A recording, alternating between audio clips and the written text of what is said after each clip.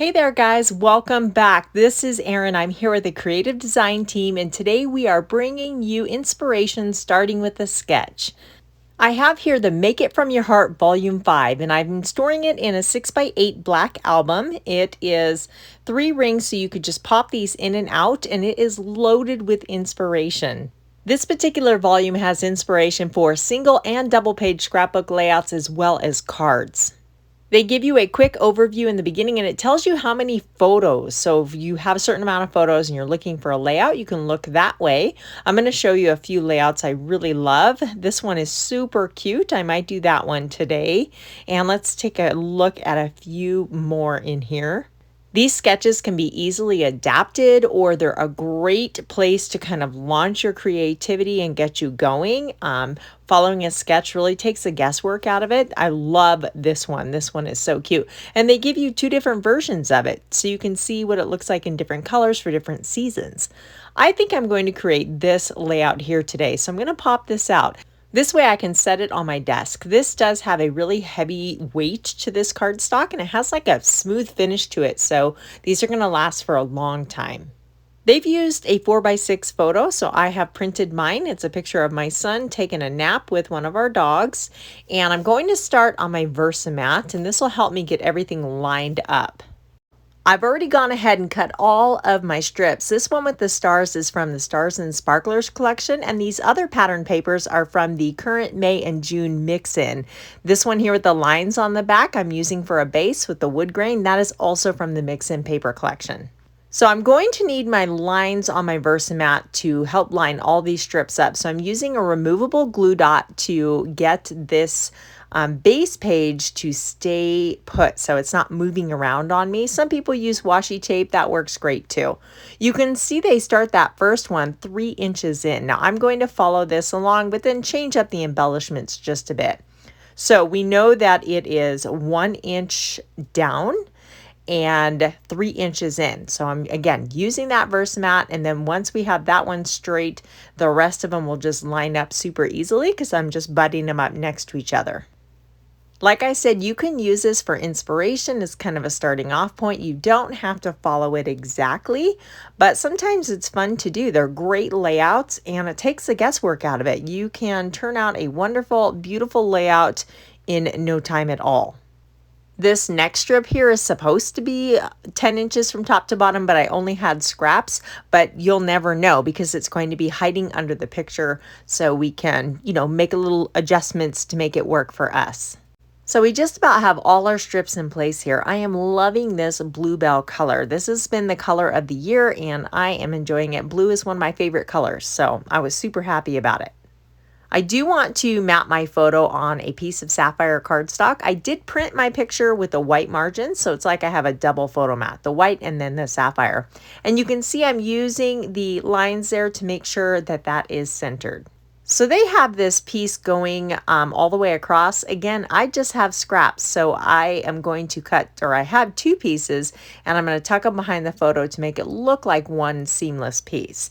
They've dovetailed the ends, so I'm going to go ahead and do that as well. And now I'm noticing something's not quite right here. That one is slightly wider, so I did have to go and trim that down.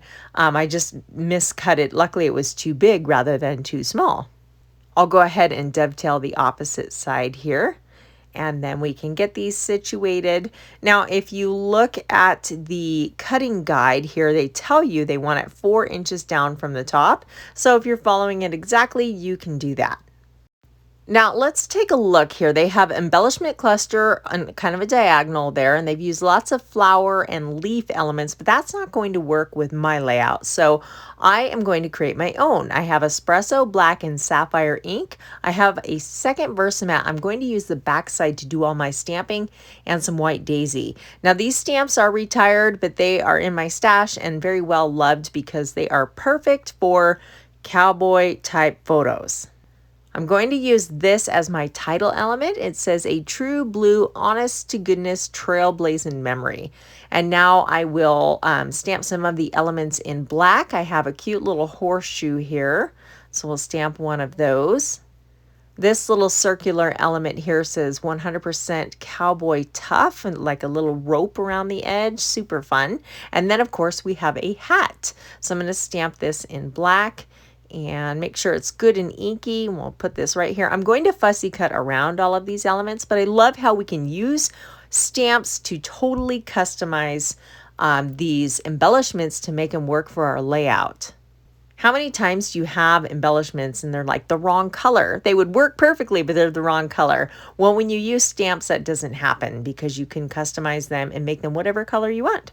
So I'll go ahead and cut those out. And now we have all of our cute little embellishments. I did a star also. I am going to put the embellishment clusters in the same location. So up here on the upper right hand corner, I thought this little hat would look cute, like it's resting on top of the boots. And then now they have a circle, and I have a stitched white daisy circle that I'm going to put in the same location and then layer my title over the top of it. Now they stamp their title right on the circle, so I am altering that just a bit. Now I can use that circle area to layer up my embellishments. So we have the little horseshoe, and then I'm going to put the star right overlapping the horseshoe, just like so. Get them all clustered together. And this little cowboy tough circle will go up over the boots. So some of these I do want to pop up. I've already adhered the boots down to the cardstock, so I'll pop up the hat and this circle here. I'm using leftover foam bits from a heart shaker. So I love that you get all those extra foam squares to use. And then for the star, it's kind of perfect because we have these odd shapes around the heart and a lot of them are pointed. And so I'm just putting those into the, the narrow points of the star, and it is perfect.